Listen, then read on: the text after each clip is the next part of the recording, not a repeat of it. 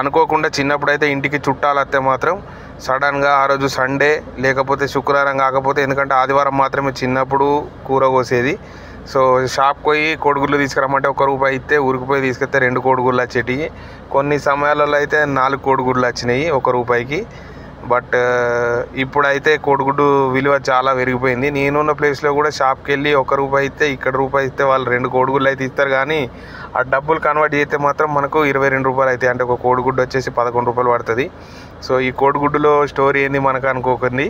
So కూర అయితే ఎట్లా వండాలో అయితే ఈ మెథడ్ అయితే మీకు వీడియో రూపంలో అయితే ఆల్మోస్ట్ కనబడుతుంది. నేను చింతపులుపు అయితే యాడ్ చేయలేదు, ఎందుకంటే టమాటాలు అయితే వెరీ వెరీ పుల్లగా ఉన్నాయి. సో వీడియో నచ్చితే లైక్ చేయండి, షేర్ చేయండి, సబ్స్క్రైబ్ చేయండి.